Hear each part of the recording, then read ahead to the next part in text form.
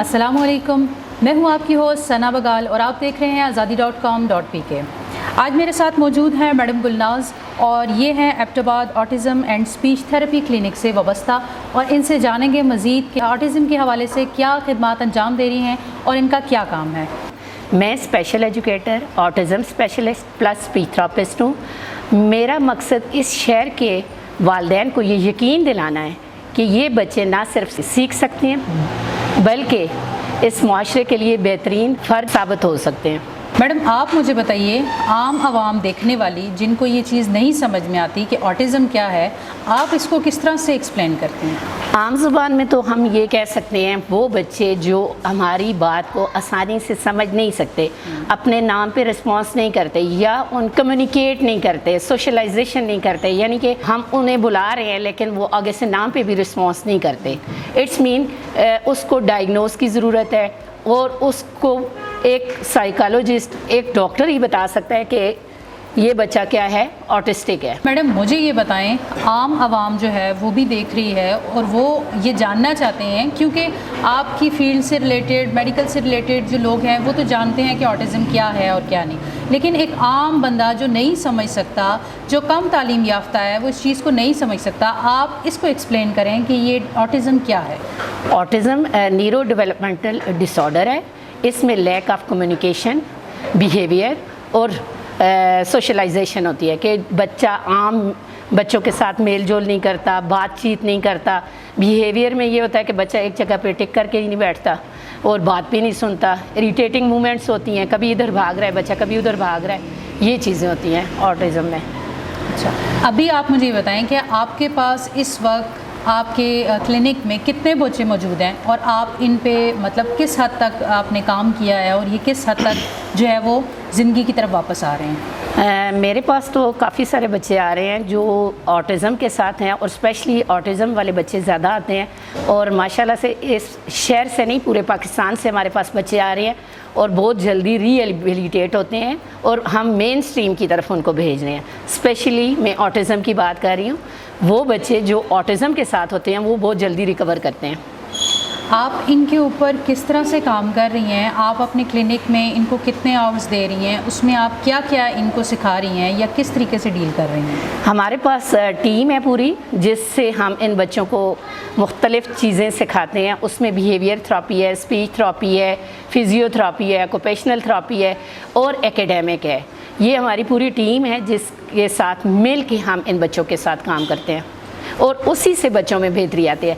ये एक फ़र्द वाहिद का काम नहीं हो सकता, ये स्टेप बाय स्टेप हम लेके चलते हैं। अच्छा मैडम, मुझे ये बताइएगा कि आपके पास जो बच्चे आ रहे हैं, आप उनके क्या क्या चीज़ें प्रोवाइड करती हैं तब उनको एक चीज़ का समझ में आती है कि ये सुनना है, बोलना है, लिखना है या पढ़ना है, ये चीज़ों को महसूस करना, ये सारी चीज़ें किस तरीके से आप करती हैं? हमारे क्लिनिक पे सबसे पहले हम बच्चों के बिहेवियर पे काम करते हैं, सेंसरी इश्यूज़ पे काम करते हैं और उसके बाद हम स्पीच थेरेपी पे काम करते हैं, उसके बाद हम एकेडमिक पे काम करते हैं। मैडम मुझे ये बताइएगा, लोग नॉर्मल एजुकेशन की तरफ जाते हैं नॉर्मल लोगों के साथ या स्कूल्स में या किसी भी इदारे में, आप मुझे बताइए कि ये ऑटिज़म और स्पेशल नीड बच्चों की तरफ आपका क्यों इतना रुझान है और आप इस फील्ड में क्यों हैं? मैं तो सारी जो लाइफ है, मैंने अपनी लाइफ को ट्रांसफॉर्म किया। मैं पहले मेडिकल में थी, 10 ईयर का मेरा एक्सपीरियंस है अयूब मेडिकल कम्प्लेक्स का। उसके बाद जब मेरी शादी हुई सरदार मोहम्मद इरफान साहब के साथ, तो मैंने अपनी लाइफ को चेंज कर दिया। मैंने पहले स्पेशल एजुकेशन किया, फिर मैंने स्पीच थेरेपी की, फिर मैंने ऑटिज़म में स्पेशलाइज़ किया।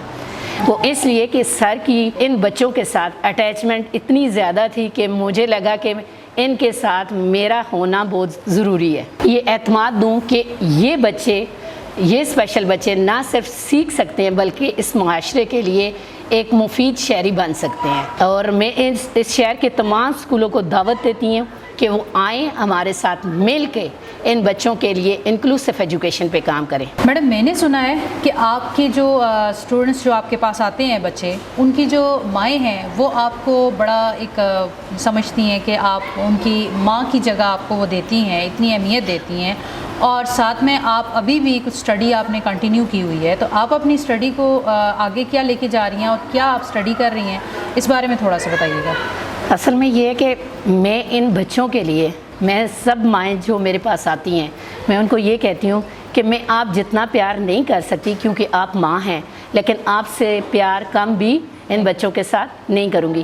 میرا خلوص اور میرا پیار جو ہے بچوں کے لیے بہت زیادہ ہے، جس کی وجہ سے ان میں بہت جلدی چینج آ جاتی ہے اور ماؤں کے دلوں کو سکون مل جاتا ہے۔ اور بہت سارے والدین جو یہاں آتے ہیں مایوس ہو کے ساری جگہوں سے، وہ بہت جلدی بچے ریکور ہوتے ہیں تو خوش ہو جاتے ہیں۔ اس اسکول میں آنے کے بعد پہلے میں میڈیکل میں تھی، جب میں اس اسکول میں آئی تو سب سے پہلے میں نے اسپیشل ایجوکیشن کیا، اور اس کے بعد میں نے دیکھا کہ اس ایبٹ آباد میں اسپیچ تھراپسٹ بہت کم ہیں اور میرے اسکول کو اسپیچ تھراپی کی اشد ضرورت تھی، تو سب سے پہلے میں نے اسپیچ تھراپی کی۔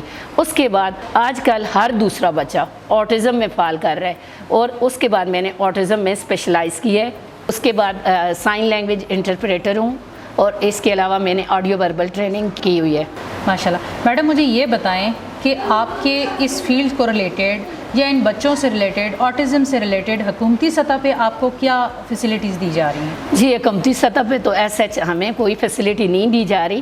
یہ جو بھی کچھ کر رہے ہیں ہم اپنی ویل پاور سے اپنے آپ اپنے اون پہ کر رہے ہیں یہ ساری چیزیں۔ عرفان صاحب عام نہیں ہیں، خاص ہیں، کیونکہ اللہ تعالیٰ نے ان کو ان اسپیشل بچوں کے لیے چنا ہے، اور اس کے پیچھے کمال ان کے دادا جان کا ہے، جو لوگوں کو سرو کرتے تھے، لوگوں کو اپنے ہاتھ سے دیتے تھے۔ پھر ان کے والد صاحب کا ہے، اور بہت زیادہ سخی ہیں، اور سر اپنے ان اسپیشل بچوں کے ساتھ بہت زیادہ مخلص ہیں۔ اتنا تو ان کے والدین نہیں سوچتے جتنا ان کے لیے سر سوچتے ہیں۔ لوگ رات کو سوتے ہیں، سر ایک ایک بچے کے حوالے سے لکھتے ہیں، کس کی فائن موٹر کیسے بہتر کرنی ہے، کس کی گراس موٹر کیسے بہتر کرنی ہے، کس کی سپیچ میں کیسے بہتری آئے گی، کس کے بیہیویئر میں کیسی بہتری آئے گی، کون سا بچہ فنکشنل سکل میں بہتر ہوگا، کون سا بچہ گیمز میں جائے گا۔ ایک ایک بچے کے لیے یہ باقاعدہ نوٹ ڈاؤن کرتے ہیں، لکھتے ہیں، پھر ٹیچرز کو ٹرین کرتے ہیں۔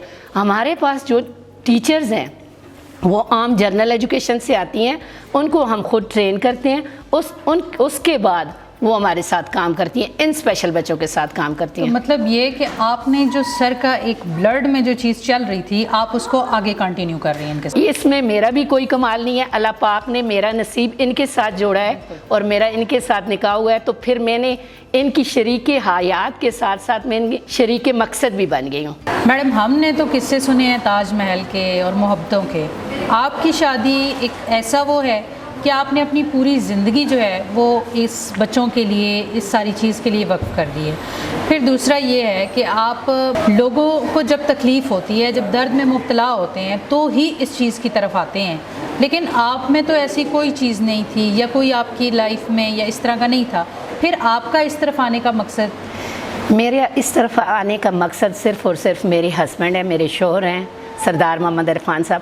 ان کا بچوں کے ساتھ اتنا زیادہ پیار محبت، ان کے لیے ہر وقت پریشان ہونا، ان کو دیکھ کے میں نے اپنی فیلڈ چینج کیا اور میں اس فیلڈ میں آئی ہوں۔ اور میری شادی جب ہوئی ہے اس کے بعد سے آج تک میں اپنے ساتھ اپنے گھر میں ان بچوں کو رکھتی ہوں۔ کافی سارے بچے ہیں جو میں نے کلاس نرسری سے لے کر میٹرک تک اپنے گھر میں اپنے ساتھ رکھے ہیں۔ اگر میں اپنی بات کروں تو میں اسکول سے ایک دن بھی چھٹی نہیں کرتی ہے۔ اگر میں کہوں میں بیمار ہوں، تھوڑی دیر کے لیے اگر میں بیٹھ بھی جاتی ہوں تو پھر میں کھڑی ہو جاتی ہوں۔ مجھے ایک ایک بچے کا خیال آتا ہے، کہیں وہ گر نہ جائے، جیسے ایک ماں اپنے بچے کے حوالے سے سوچتی ہے، اسی طرح اسکول کا ہر بچہ مجھے ایسے لگتا ہے جیسے میرا بچہ ہو، کہ وہ بچہ گر نہ جائے، وہ بچہ آج لنچ کیسے کرے گا، ٹیچر اس کا صحیح طرح سے خیال رکھیں گی کہ نہیں۔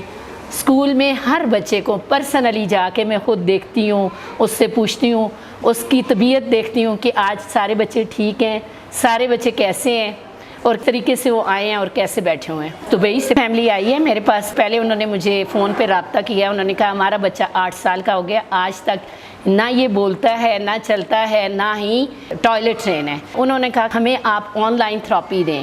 میں نے انہیں کہا آن لائن تھراپی سے اس طرح سے بچہ بہتر نہیں ہو سکتا جب تک وہ اسکول میں نہ آ جائے۔ تو ان سے میری والدہ سے بات ہوئی تو انہوں نے کہا میں ایبٹ آباد سے بلانگ کرتی ہوں، میرے والدین ایبٹ آباد میں رہتے ہیں تو میں آ سکتی ہوں۔ میں نے انہیں کہا کہ کم از کم آپ 6 ماہ کے لیے آئیں تاکہ آپ کا بچہ کافی حد تک میں ری ایبلیٹیٹ کروں اور آپ کا بچہ فنکشنل ہو جائے۔ تو ود ان 3 منتھس بچے کی سپیچ بہتر ہوگی، بچہ ٹوائلٹ ٹرین ہو گیا، بچے نے کھانا شروع کر دیا۔ وہ بچہ صرف فیڈر پیتا تھا، کوئی لیکوڈ کے علاوہ کوئی چیز نہیں کھاتا تھا، چاول کھانا شروع ہو گیا، فروٹ کھانا شروع ہو گیا، روٹی کھانا شروع ہو گیا. جب پہلے دن اس نے کھانا کھایا تو وہ یہاں میرے پاس آفس میں آ کے رو رہی تھی کہ میڈم 8 سال کے بعد آج میرے بچے نے چمچ کے ساتھ کیا کھائے ہیں؟ چاول کھائے ہیں. اس کے علاوہ ایک اور فیملی ہے جو گجرات سے ہمارے پاس شفٹ ہو کے آئی ہیں اور وہ ماشاءاللہ سے خود ایک اسکول کی پرنسپل ہیں اور وہ اپنا بچہ آٹسٹک بچہ پورے پاکستان سے گھما کے ہمارے پاس لے کے آئی ہیں. الحمدللہ ود ان 3 ایئر بچہ ری ایبلیٹیٹ ہو گیا ہے. بچے کو فنکشنل سکل ہم نے دی ہے, بچہ کمیونیکیشن سکل پہ آ گیا ہے, منی کنسیپٹ آ گیا ہے, بچے کی ریٹن پہ آ گیا. وہ بچہ جو پینسل نہیں پکڑتا تھا, لکھتا نہیں تھا, آج وہ بچہ پریپ کے لیول کا توڑ جوڑ, انگلش میں اسپیلنگ, منی کنسیپٹ, یہ ساری چیزیں ہم نے اسے کیا کر دیا, اوکے کر دیا. اب وہ مین سٹریم کی طرف ہم نے ریفر کر دیا. تو میڈم مجھے یہ بتائیں کہ جو ایبٹ آباد سٹی سے لوگ ہیں وہ تو ٹھیک ہے, لیکن جو آؤٹ آف سٹی ہیں یا جو آؤٹ آف کنٹری ہیں وہ لوگ آپ کو اپروچ کیسے کریں؟ وہ لوگ ہمیں فون پہ اپروچ کر سکتے ہیں, لیکن زیادہ تر والدین جو ہمیں اپروچ کرتے ہیں پھر وہ شفٹ ہوتے ہیں یہاں پہ, رینٹڈ گھر لیتے ہیں اور پھر بچے کو اسکول بھیجتے ہیں, جس کی وجہ سے ان کے بچے میں چینج آتی ہے اور پھر وہ واپس اپنے گاؤں چلے جاتے ہیں. آپ کیا سمجھتی ہیں کہ آن لائن سیشن سے ان کا فزیکلی خود موجود ہونا ضروری ہے؟ میں یہ سمجھتی ہوں کہ آن لائن سیشن اتنا افیکٹڈ نہیں ہوتا جتنا بچہ فزیکل ہمارے سامنے ہوتا ہے اور بچے کے ساتھ ہم خود کام کرتے ہیں, اس سے بچے میں زیادہ جلدی بہتری آتی ہے. تو میڈم مجھے یہ بتائیے کہ آپ کا کلینک کہاں پہ ہے, آپ کس جگہ پہ کام کر رہی ہیں, اور آپ کا یہ کلینک ایبٹ آباد سٹی میں کس جگہ پہ ہے؟ میرا کلینک ہیرا hospital 3rd floor room number 202, اور میری جو ٹائمنگ ہے 12 سے شام 5 بجے تک کلینک پہ ہوتی ہوں. اتوار اور جمعے والے دن چھٹی ہوتی ہے. میڈم آپ آخر میں ہم اس پروگرام کا اختتام کرتے ہیں, اور آخر میں مجھے آپ یہ بتائیں کہ آپ پیرنٹس کو, ان ماؤں کو کیا پیغام دینا چاہتی ہیں جو اس ساری چیزوں سے گزر رہے ہیں؟ میں ان کو یہ پیغام دینا چاہ رہی ہوں آپ کے پلیٹ فارم سے کہ خدا را ان بچوں کو چھپائیں نہ, بلکہ ان کی صحیح رہنمائی کروائیں تاکہ یہ بچے معاشرے کا ایک فعال کردار ادا کریں, معاشرے کے لیے ایک مفید شہری بنے. ضروری نہیں ہے یہ ایک ڈاکٹر بنے, انجینئر بنے, لیکن وہ کم از کم اپنی لائف کو گزارنے کے قابل ہو جائیں. بہت شکریہ میڈم آپ کا, آپ نے اپنا قیمتی وقت دیا. مجھے ثنا بگال کو اجازت دیجیے گا, اپنا خیال رکھیے گا. ملاقات ہوگی ایک نئے پوڈ کاسٹ میں. اللہ حافظ.